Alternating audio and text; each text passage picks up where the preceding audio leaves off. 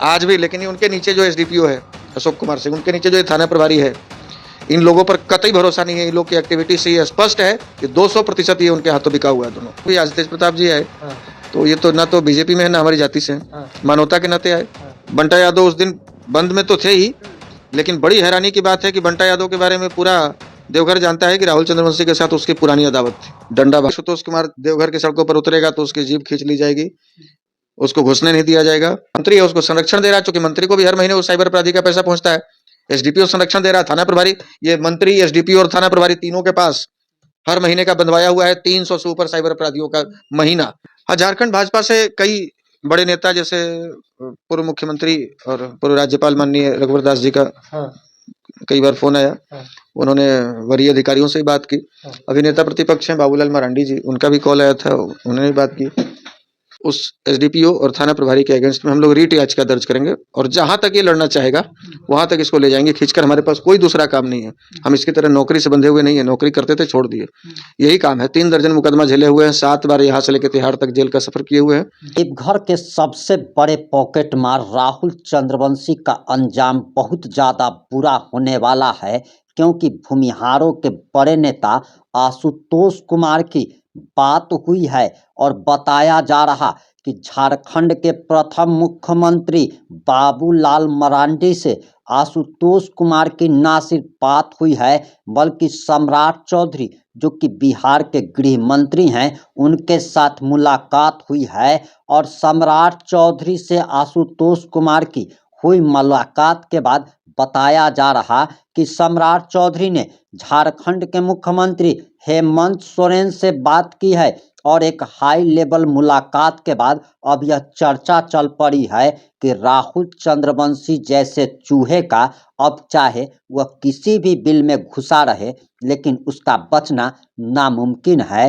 राहुल चंद्रवंशी नामक चूहे को पता ही नहीं था कि आशुतोष कुमार शेर है और शेर के पंजे में हाथ डालकर उसने अपने जीवन का सबसे भयानक गलती कर दिया है। और आशुतोष कुमार का नया बयान सामने आ गया है और चोट डीएसपी की भी अब खैर नहीं है। डीएसपी को सुप्रीम कोर्ट तक घसीटने की बात कही जा रही है। और आखिर पूरा मामला क्या है, पूरा मामला इस 5 से 7 मिनट की रिपोर्ट में हम आपको बताने जा रहे हैं।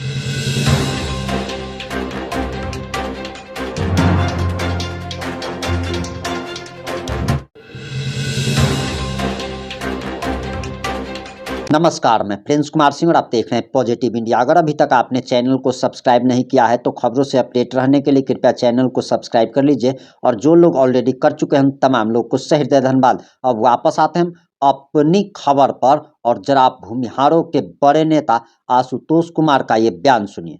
वो भ्रष्टाचारी, वो अपराधी, वो हत्यारा और उसको संरक्षण देने वाले लोग इनके आका हैं। ये राहुल और चंदन चंद्रवंशी जैसे लोग जो साइबर ठगों को, साइबर अपराधियों के 200-300 लोगों के जो सिंडिकेट चलाते हैं, दरअसल उनसे इनका महीना फिक्स है। धमकाया जाता है कि यदि आशुतोष कुमार देवघर की सड़कों पर उतरेगा तो उसकी जीभ खींच ली जाएगी। ब्लैक मनी की खातिर अपराधियों को संरक्षण देने के लिए किसी को न्याय के लिए आवाज उठाने से रोका है। मेरा भाई मरा है, हम अपने भाई के लिए न्याय की मांग कर रहे हैं। कभी एफआईआर में डेट बदल देता है, कभी अपराधी खुलेआम घूमता है। इस तरह के जो दलाल लोग होते हैं, राहुल चंद्रवंशी, चंदन चंद्रवंशी जैसे लोग, जिनका काम ही दलाली होता है, दलाली करने के लिए धरती पर आते हैं। लोकतंत्र को झारखंड के जो इस तरह के जो भ्रष्ट पदाधिकारी हैं वो जीवित रहने कहाँ दिए झारखंड में आज भी। लेकिन उनके नीचे जो एसडीपीओ है अशोक कुमार सिंह, उनके नीचे जो थाना प्रभारी है, इन लोगों पर कतई भरोसा नहीं है। इन लोग की एक्टिविटी से ये स्पष्ट है कि 200% ये उनके हाथों बिका हुआ है दोनों। कोई आज तेज प्रताप जी आए तो ये तो ना तो बीजेपी में है ना हमारी जाति से है, मानवता के नाते आए।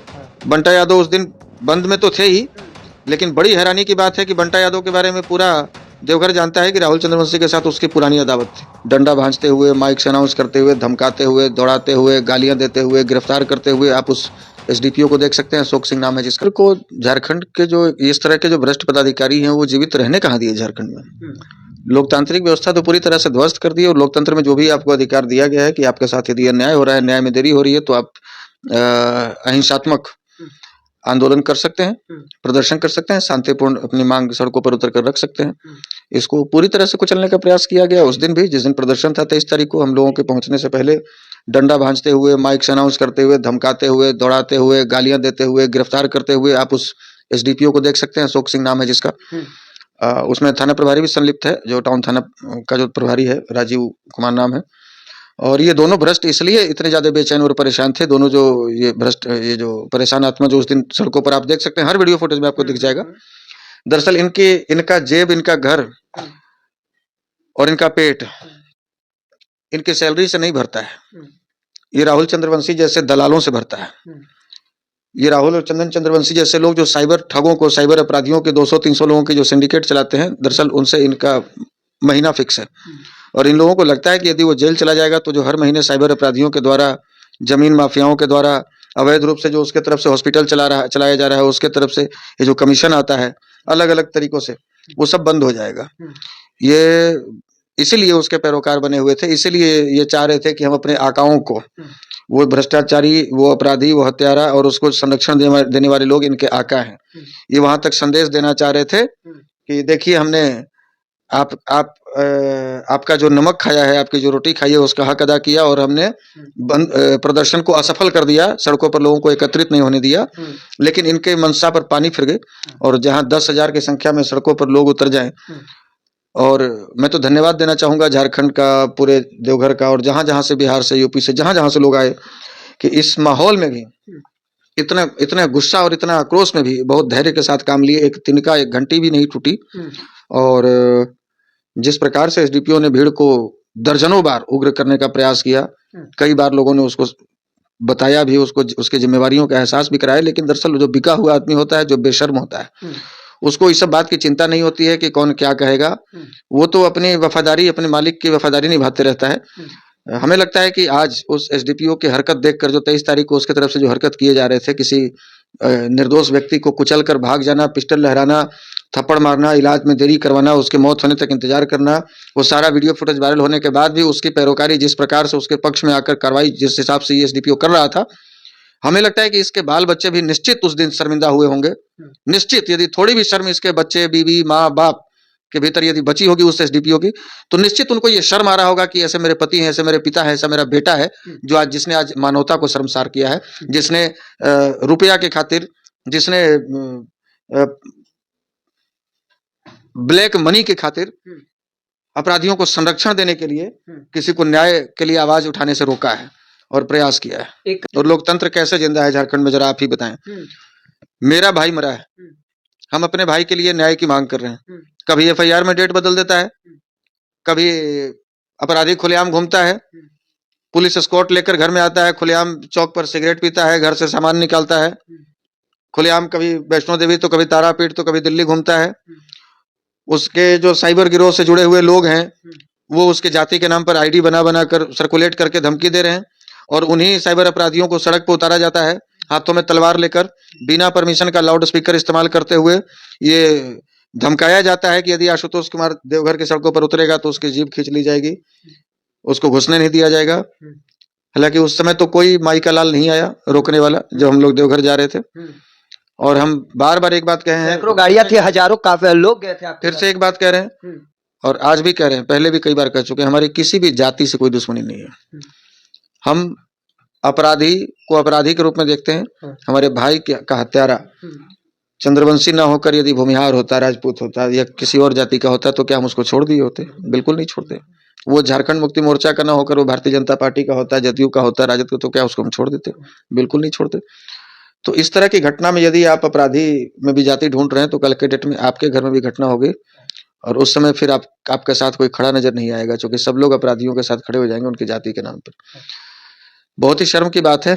हम देखिए, हम तो बार बार ये मैसेज हेमंत सोरेन जी तक पहुंचाने का प्रयास कर रहे हैं, मैसेज पहुंच भी रहा है, लेकिन पता नहीं कौन सी गलतफहमी में जी रहे हैं कि अब तक उस दर्जनों बार जिसके ऊपर दलित समाज के लड़के से जबरन साइबर अपराध करवाना, 1 करोड़ 10 लाख की ठगी करवाना, उस लड़के के द्वारा वीडियो बनाकर स्वीकारोक्ति और थाने में उसके खिलाफ एफआईआर करवाना, यादव समाज के पूरे परिवार को घर से गांव से निकाल देना, पूरे परिवार के द्वारा एफआईआर दर्ज करवाना, एक लड़के को मुंह में पिस्टल डालकर गोली मार देना, एक दलित समाज के बच्चे को अधमरा होने तक नाली में डुबो कर मारना, उसके बाद हमारे भाई के, इस तरह के दर्जनों अपराध उसके नाम पर है।